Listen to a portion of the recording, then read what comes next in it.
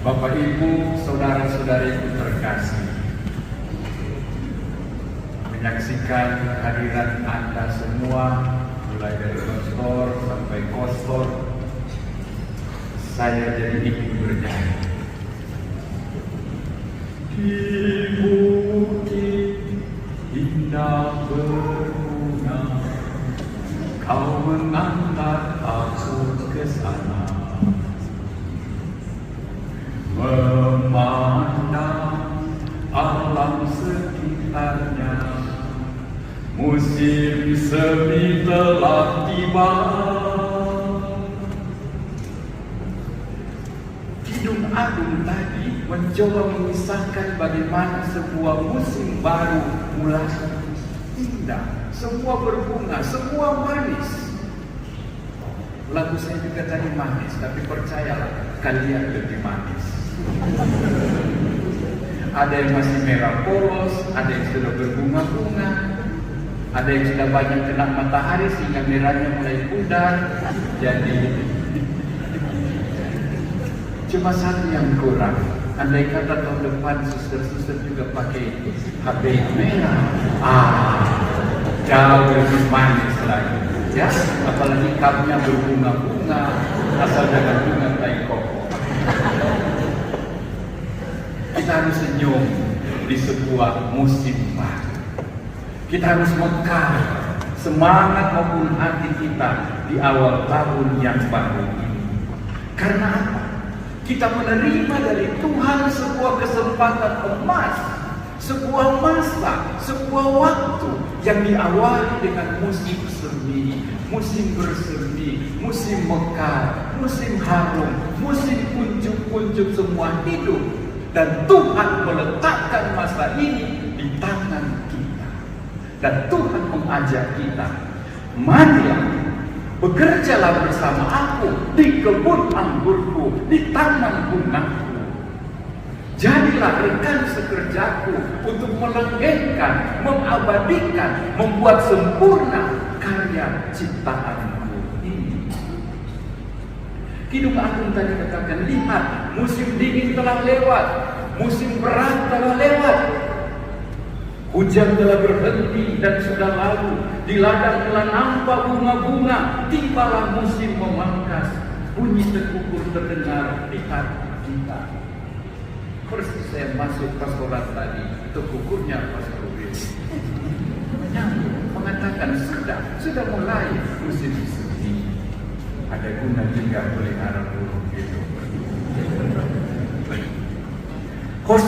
Nabi Hosea mengatakan, Tuhan akan datang, Tuhan akan datang seperti hujan musim semi pertama.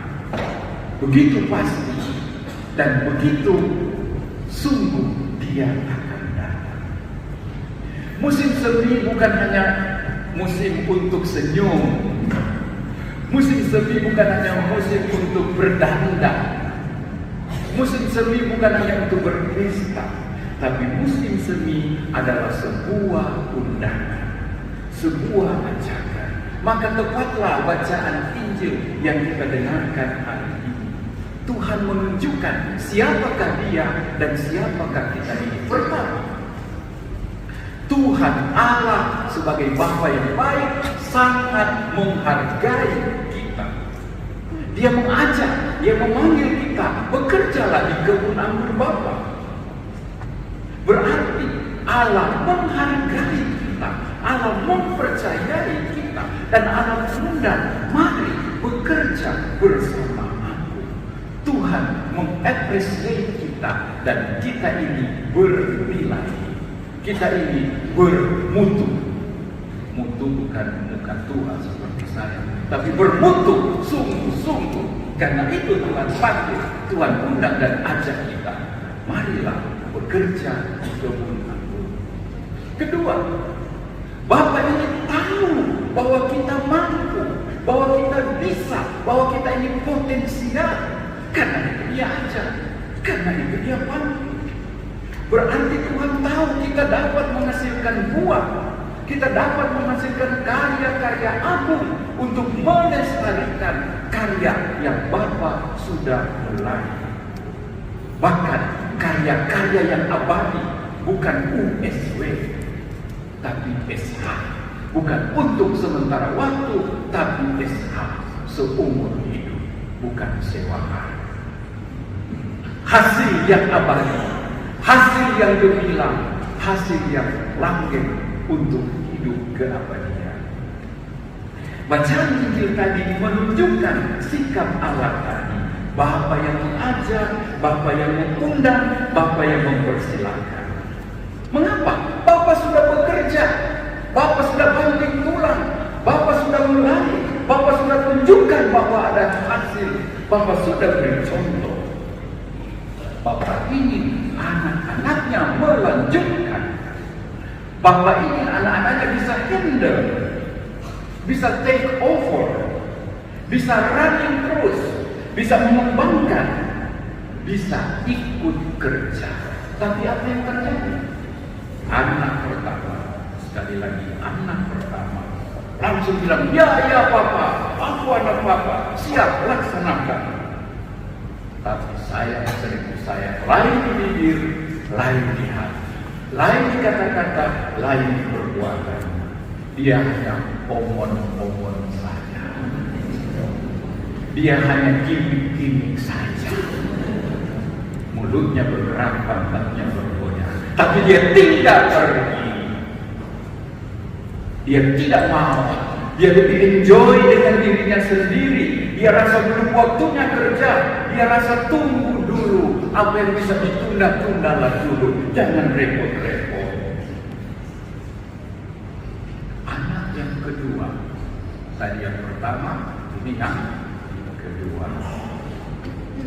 Maaf ya kalau dengan pertama dan kedua saya pikir kamu agak terganggu ya. Jangan pastor bicara tentang nomor 1 dan 2, tidak. Cuma untuk mengikuti urutan. Ada yang pertama tidak mau pergi, berjanji tapi tidak kuat.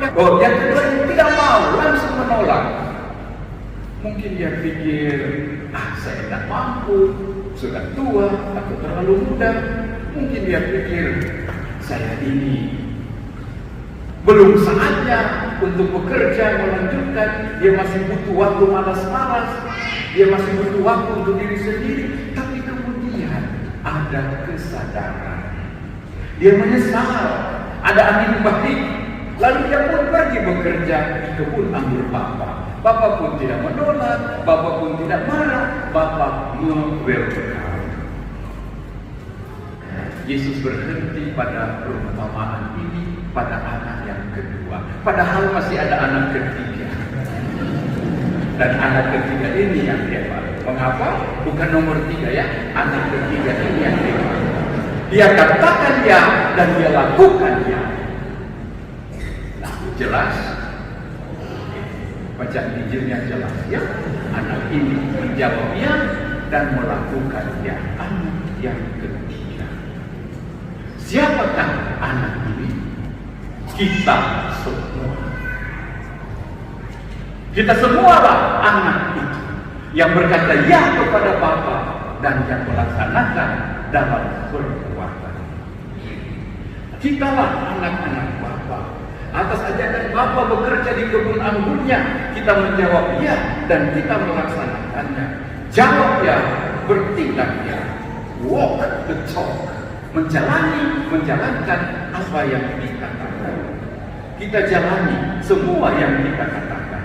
Nah, di awal musim semi, musim penuh pesona dan wangi serta kemanisan, kuncup-kuncup harapan, musim yang menyingsingkan lengan baju, musim kerja, musim kreatif, Tuhan berpesan kepada kita, ayo pergilah kamu juga ke kebun anggurku. Bekerjalah di sana, kembangkan, majukan dengan penuh semangat dan gairah. Hubungan Bapa dan anak dalam Injil tadi sangat cocok dengan budaya Tionghoa. Hubungan Bapa dan anak. Semangat kekeluargaan, semangat kebersamaan dalam membangun rumah, membangun keluarga, membangun usaha, membangun gereja, membangun masyarakat. Kita sudah belajar dari orang tua, dari pekerjaan mereka, dari iman yang menjiwai pekerjaan mereka. Dan kita diminta melanjutkan apa yang mereka telah mulaikan. Makanya Imlek mulai dirayakan dalam keluarga. Papa, mama, suami, istri, dan anak-anak, dan orang tua. Beberapa dari kita pergi ke Makassar, pergi ke Ternate untuk merayakan dengan papa mamanya di sini. Ada yang pulang dari mana-mana untuk datang menjumpai papa mamanya di sini. Bagus sekali. Di awal tahun baru ini kita semua diingatkan akan hubungan papa, mama, dan anak-anak. Hormatilah orang tua, itu perintah Tuhan. Hai anak-anak, taatilah orang tuamu, hormatilah ayahmu dan ibumu, supaya kamu bahagia dan panjang umurmu. Dan orang tua pun diingatkan, mahkota orang tua adalah anak cucu, dan kehormatan anak-anak adalah nenek moyang mereka. Nabi Yesaya berpesan, jadikanlah semua anakmu murid-murid Tuhan, dan besarlah kesejahteraan mereka. Imlek menyadarkan kita akan panggilan Tuhan, menghormati orang tua, bekerja sama dengan orang tua, dan melanjutkan hal-hal baik yang mereka telah rintis. Bukan hanya kerja, bukan hanya kerajinan, tetapi iman yang membuat mereka semangat, yang membuat mereka tanpa perhitungan, yang membuat mereka tidak berpikir untung rugi. Panggilan luhur Bapa Surgawi kita rayakan dalam keluarga kita, bekerja dalam keluarga, bekerja dalam gereja, bekerja membangun